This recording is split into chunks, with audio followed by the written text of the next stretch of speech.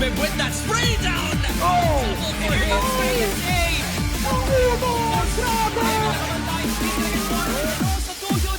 Will be the peak of Crossfire Philippines, pare.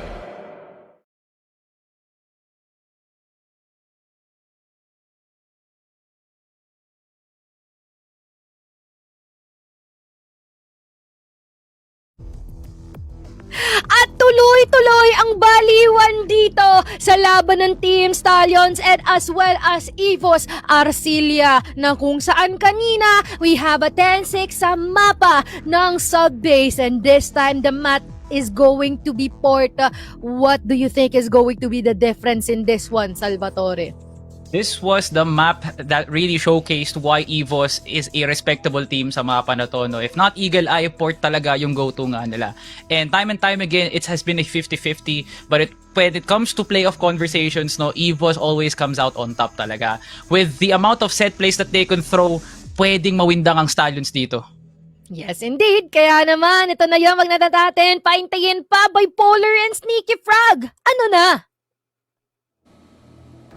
Ito na nga, abot na tayo sa set number 2, Mochi and Salvatore, kung saan it's time to welcome everybody to the jungle because the horses and the tigers are inbound. Sneaky Frog, any thoughts pagdating dito sa port? A very interesting map, that's for sure.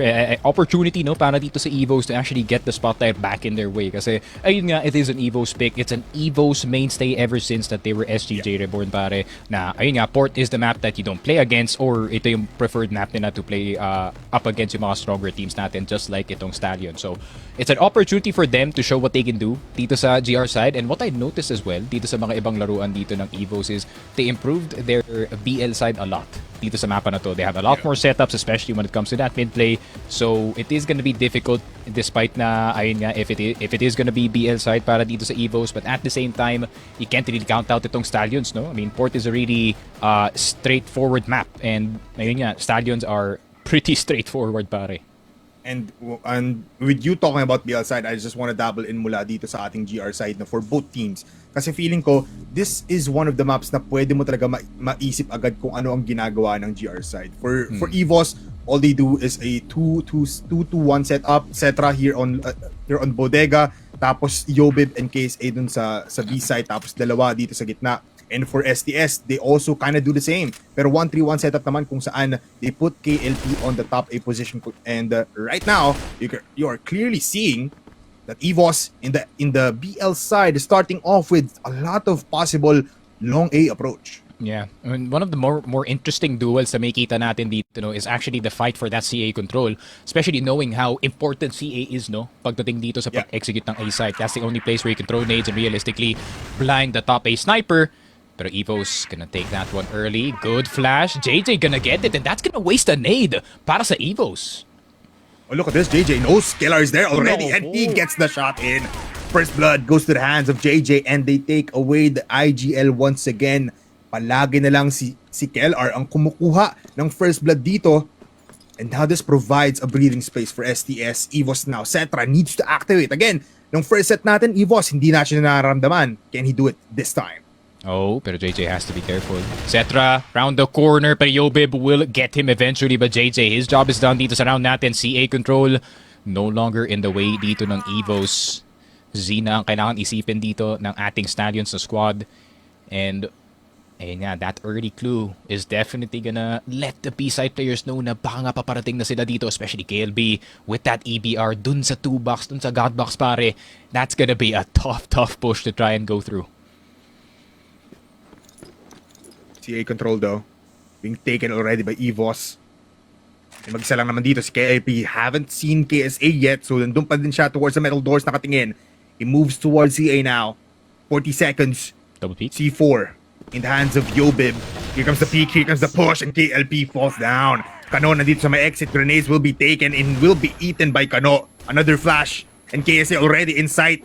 Getting some damage in, pero 4v3. Cetra nasa gitna. Naku po, hindi tatama yung shots mo dyan.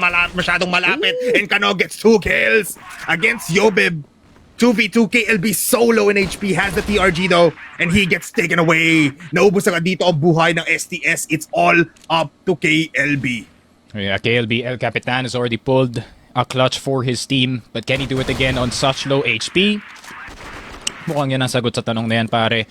1-0 EVOS. Grabe, that was the longest round possibly in this entire series. EVOS really taking their sweet time, no? Despite that counterplay na ginawa dito na Stallions to get CA control back in their way. Ang ganda ng reroute nila papunta dito sa mid and getting itong si JJ. And with the 4 versus 4, I mean, EVOS with all the control dito sa mid, and yeah, catching itong si KLP off guard. And obviously, pag mag-isa ka lang dito sa A side, and if you're KLP, you're forced to play that left side ng top A, which leaves you exposed and very pre-fireable para sa mga attackers, pare. Yeah. And, you know, EVOS already knows this is up. With JJ getting the first contact, parang naubos lang din talaga yung advantage doon ng EVOS, but Stallions were just ultimately taking a storm with the last 2 players of EVOS. 1-2 setup though. For the side of Stallions, di pa rin gumagalaw actually itong Stallions. Ang EVOS, they want an initial pick muna, sneaky. No one's budging though. From both sides, I think alam nila na how dangerous these early peaks can get. Especially dito sa B side, pare, if you really do attempt any peaks at House B, meron pwedeng nakatutok sa'yo na sniper dito from that EVOS position. HB is the goal, pero EVOS, I think they're gonna try to get that Z control temporarily, pare. And magre-reconnect yata dito si Keller at si KSA in order to get that mid. Kasi pag tumaan ka dito na House B with this kind of defense, man, this is not gonna work. Pero, ay nga. Oh, wait, never mind. 4-man ninja? Possible? I mean, papunta na sila doon. Here comes the grenades just to divide the attention. 3 players now moving from B side going towards mid.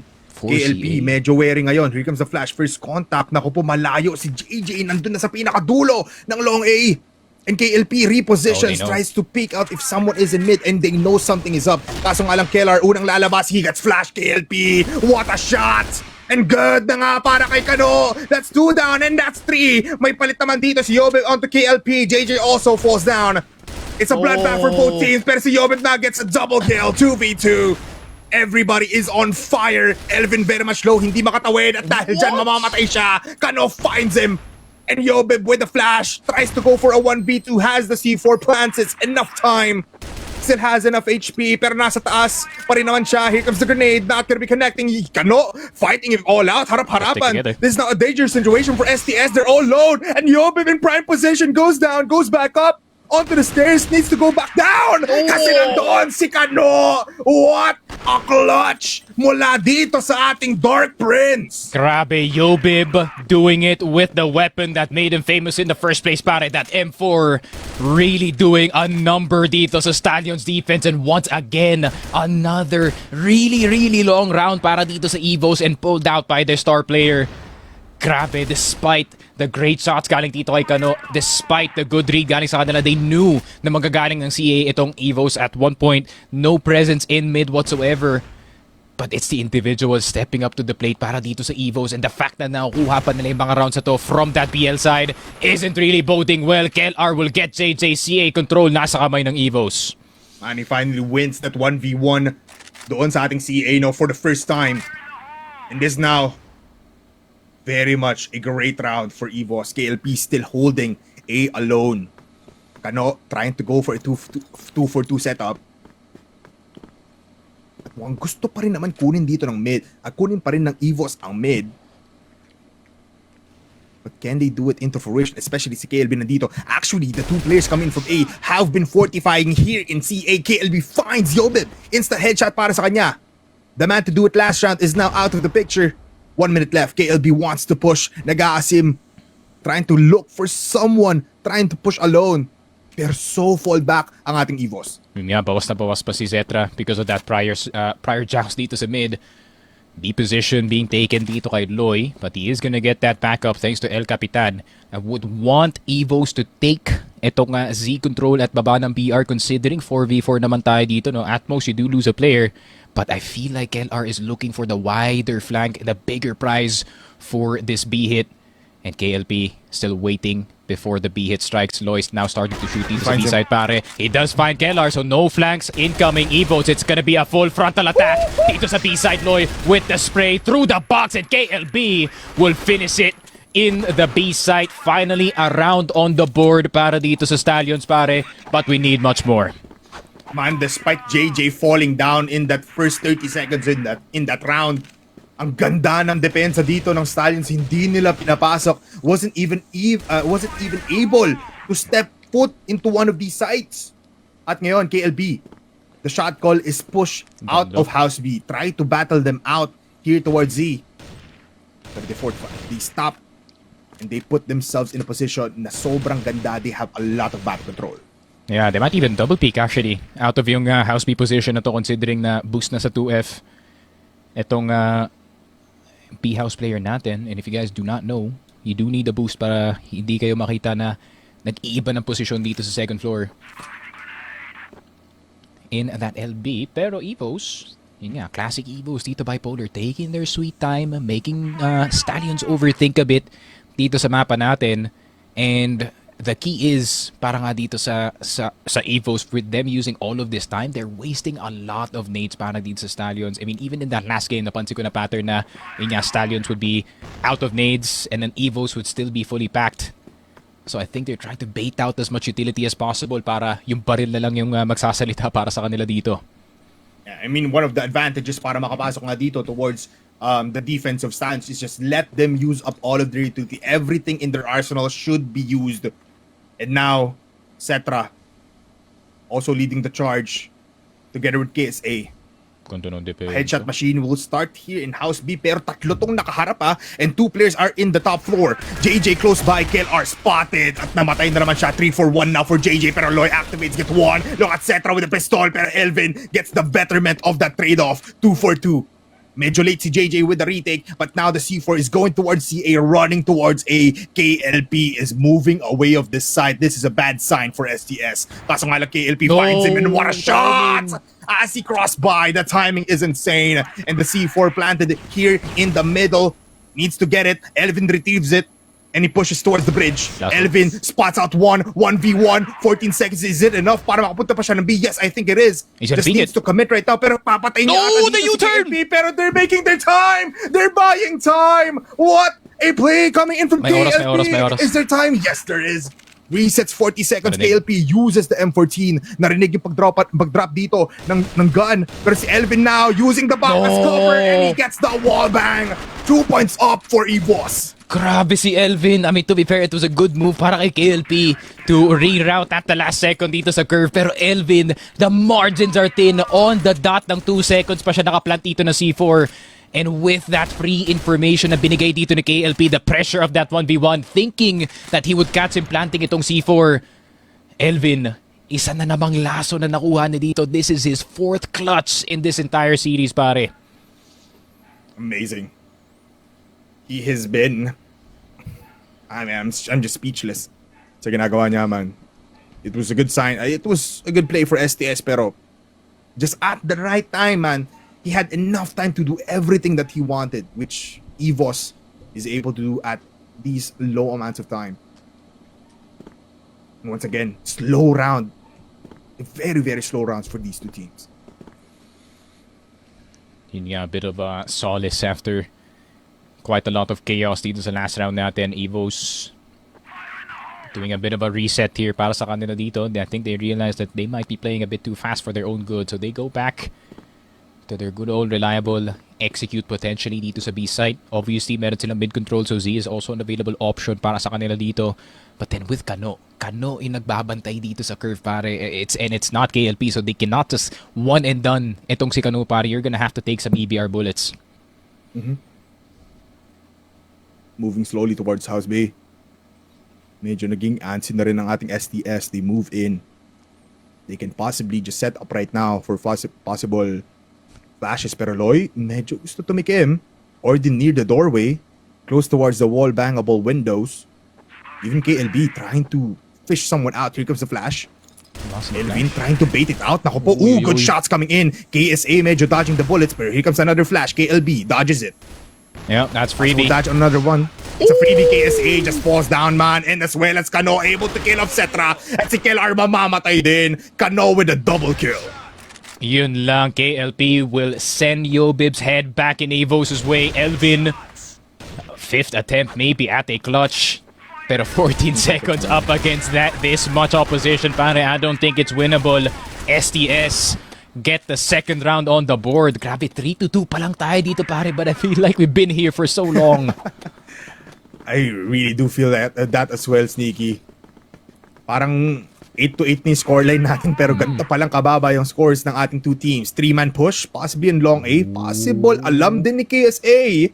He's playing back very cautiously. HK though uses the other teammate as bait and it's a 1-for-1 trade. Kano with a wallbang killer from behind. Can he get 2? That is 1 with the grenade. It doesn't connect. Oop, wait lang, habulin. Readjust, top A. Whoa! Hindi na tama. Good awareness though. Sumigaw si Ken dun. Kita niya yung Kobe. Sabi niya, okay, I'm good. Oh, speaking of nades, pare. Holy! Jeez. KL Curry? What? Possible GOAT? The K in KLP, the K in KLP stands for Curry, pare. Si Curry. Si Curry pala yan, pare. Ayun lang, from downtown. Pero tignan natin if KLP can get the trifecta dito. Pero tignan mo naman yung STS. They're still playing a bit far back dito sa laruan natin. JJ making sure that mid is safe. Alam yata yung Stallions. Sometimes EVOS, when they get a bit desperate, they just start pushing itong middle area natin. So a lot of responsibility para dito kay JJ to keep this held. Out. Very much still in favor of no one here. Both players, Yobib and KLB, very much low. Elvin, JJ, KLP, etc. High in HP. At ito nga sinasabi natin kanina, no? Sinabi mo, Sneaky, na utilities from STS, very much low already. Elvin trying to peek out. JJ with the wall bang. Not gonna be finishing off Elvin. 40 seconds though. Still a lot of time. Especially in the hands of Evo. Cetra gusto tumikim ngayon and he gets the shot in. That's a 2 for 3 now. C4 in the hands of Yobib has been the one carrying it and leading the charge every time. Another grenade, not gonna be connecting onto KLB.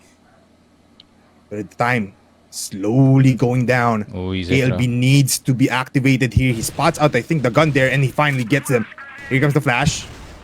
Elvin slowed down. KLB falls down from the sky, able to get one at KLP as well. So it's a 2v1. Kailan mag-connect na dito ng ating STS squad. Pero sabi ni KLB, I will go down and kill off Yobib habang pabalik ako, moonwalking away from the A side. Yeah, and I'm so glad na Stallions finally made this adjustment, no? Pag hindi gumagana yung top A sniper dito ni KLP, usually they do switch etong si KLB on that top position and etong si Kael would be playing from bridge instead. And that slight adjustment, no? Yung rat-rat yung difference on that top A position. It's not just one shot and you're done. You can do a lot of damage on these players. And grabe, Stallions, teamwork working out para sa kanilang GR side pero hindi talaga nila afford na mag-back and forth dito sa first half, pare. They need these next 3 rounds in order to get back control dito sa laruan natin. It's getting tense, Sneaky. Everyone playing very carefully now. 3 rounds left in the first half. This is one of them. Pero kano, here in mid, trying to push his smoke out, possibly. He's just close by. Nandito siya sa bridge. Kaso nga lang, very curious angle mula dito kay Cetra. Very aggressive. Mag-isa lang siya. Needs to fall back. And KLP joins the fray. Nandito sa gitna. 2 defense coming in. Possibly 3 even for Stallions here in mid. So heavily invested ngayon ang Stallions dito. They use up the smokes. Just the fortify once again para madepensahan pa ang mid dito at naguguluhan ngayon ng EVOS kung saan sila pupunta pero stacked up in mid. Kano finally finding some people there so they know the information. And yeah, haven't heard too much noise from Kano in these past few rounds, so it would be quite the addition para dito sa Stallions if he can make a play happen just to at least get a pick off para sa dito sa Stallion squad. Pero in Stallions kasi they're playing discipline right now. No information given whatsoever on either side of the map. Pero ito na yung sinasabi ko para sa EVOS. That curve, take, B, split, potential, Loy gets Zetra. KLR, Elvin now looking for that mid-control. KLP around the corner. Spray down dito ni KLR pero meron pa tao na nasa loob ng baba ng B. Kano trying to run away as fast as possible. KLP getting shot from behind KLR. Hindi pa tapos. Ang laban dito sa B side. It's a full-on fight for control. JJ na lang natitira and it is looking somewhat winnable. Gets the headshot on El Capitano on EVOS. Elvin na lang. Can it be number 5 para sa kanya? No! JJ breaks the clutch streak dito ni Elvin. Stallions in the lead. First time, 1 point up, and Stallions are happy with this. 2 rounds left in the first half. Kano pushing out. Ooh, very curious. Oh no, nasan nga ba ang mga players natin dito? Etc. already. Pinatay na nga dito ni Kano. Kylar as well, very much falling down low, and Kano gets the wall bang while jumping. Finally get the third. Yes! M14 with the headshot as well. At biglang nagunaw ang mundo ng EVOS sa round na ito. Yeah, and you can see it on KSA's face. He was looking at yung kanyang teammates and saying, what the hell happened there? Why haven't we covered itong CA? But of course, Kano forcing his will onto this EVOS defense. Straight up tago dito sa mid-box, no? And then just showing himself to Zetra, and he just kept on going. Stallions needs this last one in order for them to call this a good half para sa kanila, pare. Yeah. They need this round at least. They're comfortable in the GR side, but they still want that 4 points in the first half. They play default now for Stallions. 2 minutes still in the clock. Not a lot of action. Even utilities for both sides, 3 lang ang natanggal. So you can see very much carefully. Pero 2 players here, JJ as well, might be the first contact, might bait him out para makakuha ng kill dito sa KLP. Here comes the grenade. Barrages will be there, and KLP connects onto Yobib. Second doesn't connect, pero JJ nandito naman sa ladder, able to get 1. There's a second. There's the possible third onto Kellar. That's triple kill for JJ, at nauubos na naman. Elvin with a clutch of a lifetime. Can he do it? That's 1, and he cannot get anything more as KLP uses the pistol.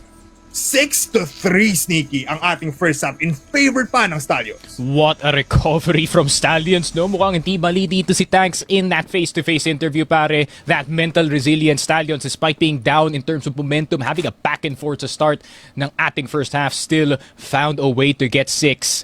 And Stallions, BL na. It's the hard side of this map. At the same time, EVOS more comfortable pagdating dito sa GR as the map is also playing for them. Pero Stallions, 4 rounds, 4 mistakes galing dito sa EVOS, and we could potentially be up 2-0 para sa kanila. But knowing EVOS, they are not gonna make this easy, pare. Yeah, especially with this kind of defense. This is a staple of them. You put up Yobib, KSA here in this B site, as the rest of the squad just play around mid and A. Alam naman to ng Stallions, but it's still very much impenetrable na isang depensa. Loy going for the wall banks, not gonna be finding Kel R. Right over the jump peak. CA has been controlled by Elvin though, so they need to be careful, especially na si Loy pa nga ang unang titikim dito, but they go towards mid, going for the ninja play. They go back. Uy, Loy with a bit of ninja action. Yun lang, Yobib caught off guard, sprayed and prayed with the EBR. Tignan mo nasan si Kano. Kano already looking for an exit position. Elvin exited dito sa CA. KSA wanted to get the trade, pero wala na dun yung Stallions, men. Pabisite na sila. Man, ibang pupuntaan nila dito, pero si KLR with the TRG very much close by dito sa doorway ng House B. Is it their time to go into the site? Pwede nga sila lumabas dito nang wala pang flash kasi isa lang naman nakalabas dito. But do they know that? KLB slowly inching his way across the windows. And you can see, nagre-ready na ang 5-man squad natin dito. And EVOS knows, here comes the flash coming from Kano. Here comes the go signal. KSA, kailangan niya tulungan dito si KLR with the first shot connecting. Onto KLP, JJ as well. KSA with a double kill. And now, STS scrambling kasi nandito na rin si Cetra. 2v1 situation and Kano!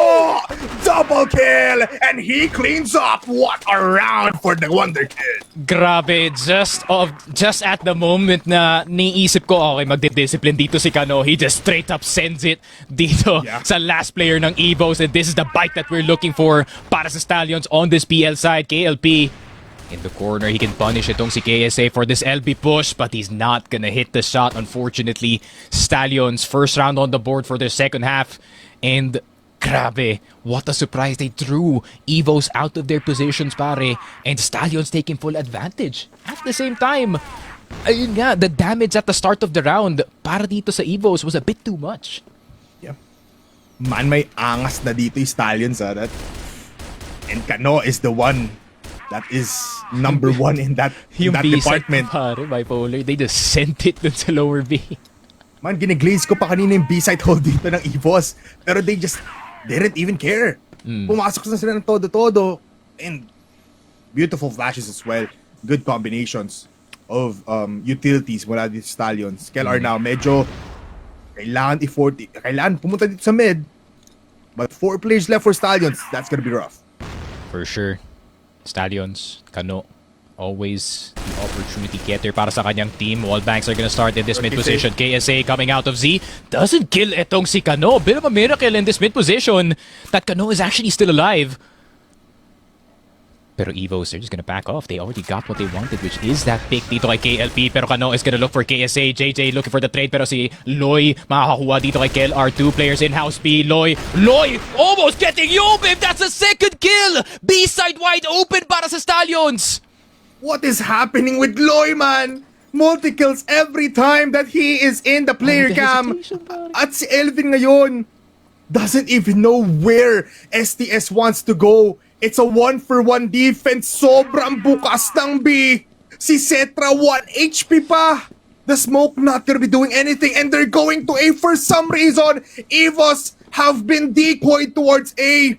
STS, free reign. The territory is theirs. B side is for the taking. JJ pushing Cetra down. Elvin mag-isa na lang ngayon. He has been able to perform in a clutch potential. Pero that's 1 pa lang naman. He still has 2 people left. Possible pa rin naman. With a flash, a smoke, and a grenade. 20 seconds is enough time. Pero sabi ni Lloyd, this is my triple kill in this round and you are my own. Grabe, Loy. Saving the round para dito sa Stallions at look like a done deal ever since that LB push started. Pero nakalagpas pa nga siya dito in that Z position. KLR was down. I think there was a bit of muddy communication between dito sa EVOS, no? Kasi walang nakatingin dito sa Z. Walang nakatingin dito kay Lloyd. The reaction was so late from the EVOS players. And by the time na namatay na silang dalawa pare, EVOS were still defending this A site. They were confused in that round. Stallions, 2 rounds in a row. Pero yo, Bib, granted, they get the opening picks, pare, but Stallions, their mid-rounding is out of their minds right now, pare. Yeah, they can't close this out. But it's much more possible, Sneaky. Ay. Double kill now for EVOS at mukhang magiging 3 pa. What a beautiful defense. Wala din si EVOS at titikim pa rin si KSA. Some shots in. Needs to go for the disciplined play. Nakagawa ng damage. That's enough for this round. Grabe. And they need to really start stacking these rounds, more. no? Bipolar, Wow. Elvin will take itong si Loy, KLB, the only one left alive and not likely to get itong 1v5 natin. So I think he's just gonna take his sweet time. Next minute and 20 could be his. Pero Elvin, not gonna spot it, but he does hear that C4 being taken dito sa bridge position natin. KLB aware that there could be a flank incoming. Nagkasalisihan na nga dito sa ST all the way in spawn. KLB fully knowing that there could be someone following him kasi buhay na buhay pa dito si Elvin. But no, he's just gonna stay in this corner for a while, pare. Stallions, a bit too dry dito sa round natin, pare. Na-caught off guard sila na ganun kaagad, ka-agresibo ang mga pwest ni KSA, ni Cetra, and even Yobib with a beautiful shot here in mid. It's actually crazy, Sneaky, though, na 4 rounds up ang Stallions were in a map that is so comfortable for EVOS. Is now for their taking. Some trade-offs there to end the round, but EVOS now, buhay pa din naman. Not yet a dire situation. Wala pang match point ng STS. Then they go out guns a-blazing already in this round. Ayun nga.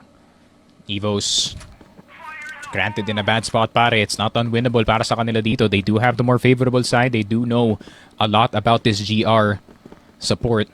But then Stallions, it's been time and time again where they just play the map out, etc. Hasn't had the healthiest series para sa kanya dito, no? The Star Sniper a bit quiet in this sport game, and we needed more from him in particular, pare, para dito sa EVOS. But I feel like Stallions avoiding him at all times, pare, is really doing a number sa kanyang init dito, pare. Yeah. Alam nila, man. Kahit na ang shifty na rin minsan ng movements niya dito, still able to dodge him. Sabi nga natin, it might have taken a toll sa kanya yung pagiging, you know, not popping off in the first map, but it looks like it is happening right now. It's the Expenditure macro ng grenades, Sneaky, here in mid. It's a macro too, no? Dito bipolar. Kasi yun nga, they obviously, now they know where Zetra is in this very moment, pare. He is holding itong A side. But do they know about the stairs player dito sa loob ng B? Yobib in a nice spot unless he gets fired upon on an HK. Shot's gonna be there. STS nakapasok na pero KSA na andito sa gilid. Doy, is he gonna check it? Good flash on the site. KSA enabled pero Kano, he could be the one saving this KLB. Meron pa tao na nasa kanyang ilalim. Yobib will fall down. It is a 1 versus 2. What can the Wonder Kid do against Elvin and Zetra? 45 seconds, C4 in hand. Pero gusto niya yatang hanapin muna dito si Elvin or one of the players. Kano, might be a mistake to check HP. And he lives to tell another tale. No way Zetra misses that easy shot. Pero Kano, still very wary. Zetra around the corner. USP pulled out in time. Godbox play. Zetra, Elvin right behind him. Kano, what can you do to win this one? It seems like not much. 8-5. EVOS. The slow comeback para sa kanila dito is starting to begin. Para Stallions, they need to stop this now. I mean, the tides are turning, the tides are shifting towards EVOS, and they're taking every round carefully and decisively. Would have been a great clutch up mula kay Kano, but the rotations coming in from Cetra and the rest of the squad was enough for them to get this round. 3 points up pa din naman ng STS. Still dodging this long a position. Lalo na't kasama doon ni Elvin si Cetra. But Loy, now the one starting off.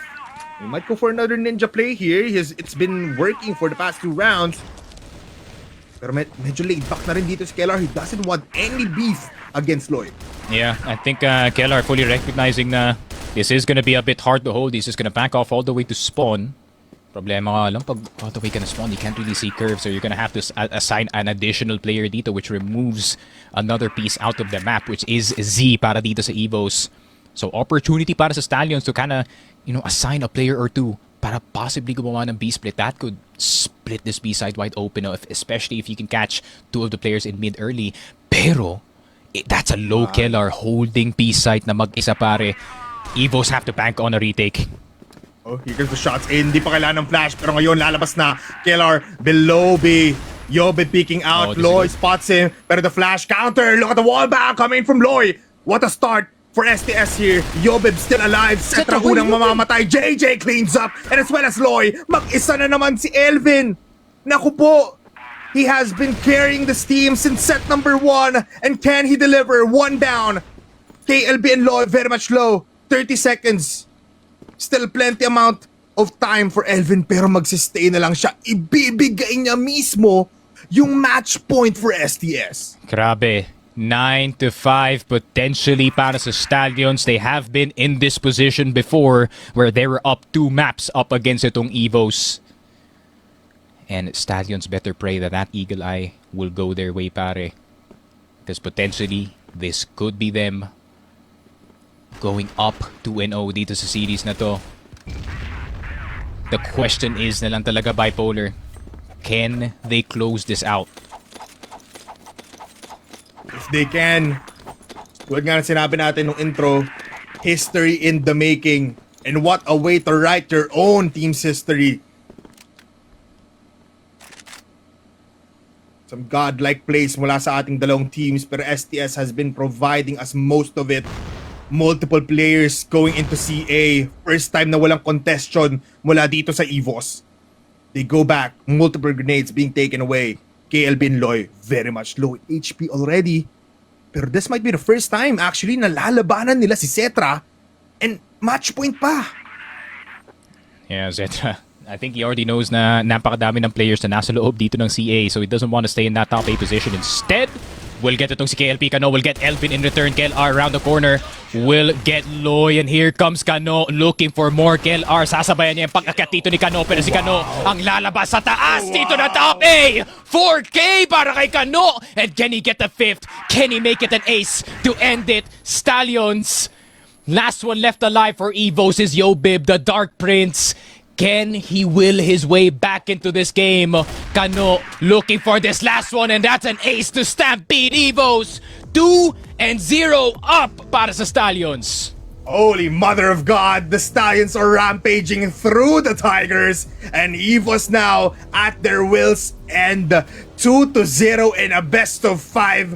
Kung sinabi ni Coach Shane na papatalinuhin daw nila si Dedo, mukhang may isang caster dito, our panelists might be one of the top brains right now kasi 2-0 and Stallions, man, have been unstoppable.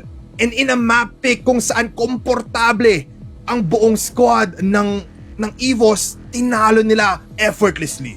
Yeah, for sure, no. And this goes back to yung mental fortitude dito ng ating Stallions sa squad. I mean, especially in that first half, it looks super grim para sa kanila in those first 4 rounds. But as soon as Stallions got some momentum dito sa first half natin, obviously getting the rounds back, obviously getting the 6 and 3. But the biggest surprise para sa akin was, you know, the breakdown of defense para dito sa ating EVOS na squad. No, they felt disconnected in this game, especially itong si Zetra, man, not finding the same opportunities as he did going into group stage, going into semifinals. A lot of pressures on this kid, and that's on purpose para dito sa Stallions. So Stallions are avoiding him like the plague, and he doesn't get to play the game of Crossfire, pare. That is the key that is winning Stallions this game. They are keeping Zetra in the freezer, and he is shivering, pare. Man, it's tough no to be ignored by a team na in the finals pa of all things. This might be the plan of Coach Tanks in the entirety of Stallions, pero it's hitting EVOS hard, and it's even hitting harder on Zetra of all people. Man, it's crazy though. But I want to give credits to Loy and as well as dito kay Elvin. They've been the ones to just put the clutch up and able to get the defense sturdy and also get the kills when they were on the BL side, man. It's a crazy series nonetheless. Yeah, crazy series. You know, it's a gift that keeps on giving. But at the same time, don't celebrate too early just yet. We were already in this position before in Masters. 2 games up, 2 maps up, etong Stallions, and they still took the L. We will know in map number 3 kung ano yung making resulta, pare. And let's see. It's time to throw it muna for our panel desk. It's Salvatore and Mochi. Everybody, set number 3 is in the way.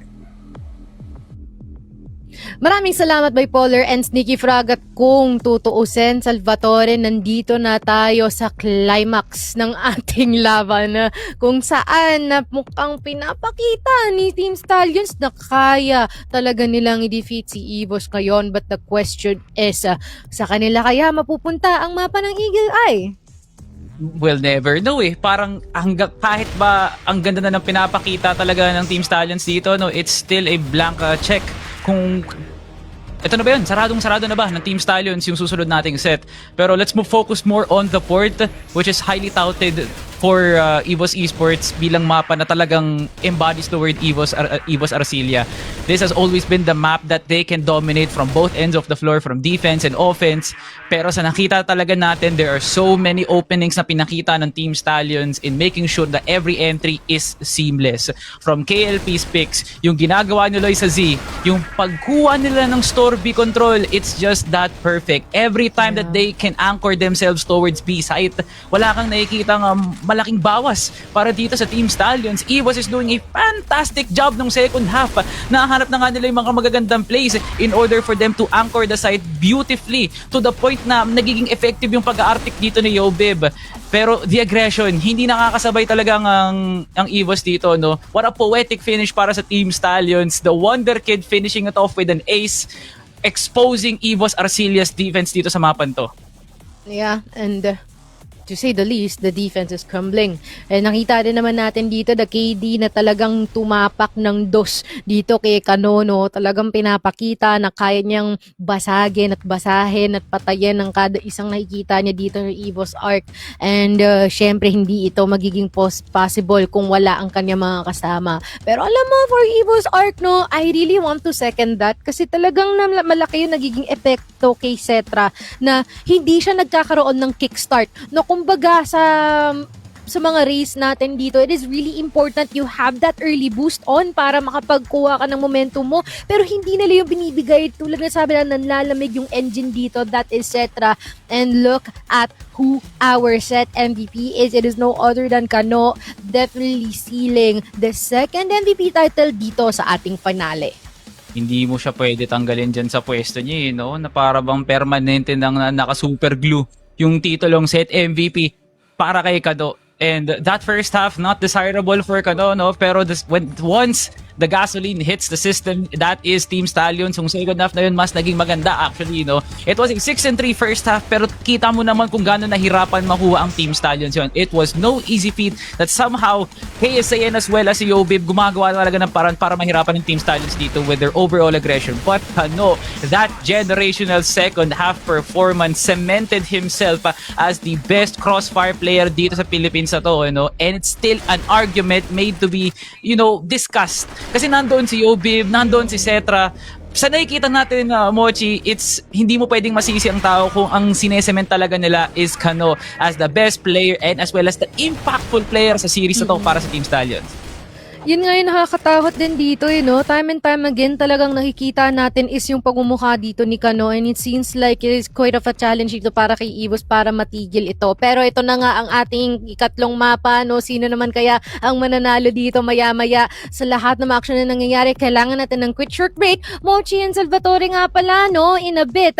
Pero teka, tignan muna natin ang ating comments na maaring ma-feature dito, no? Ano naman kaya ang sinabi ni Jeremy Barroso, no? Sana tama itong pagbasa ko sa pangalan mo. I think isa-secure na ng STS ang panalo na to para matuldukan na ang sinasabi na 3P champion here in the Philippines.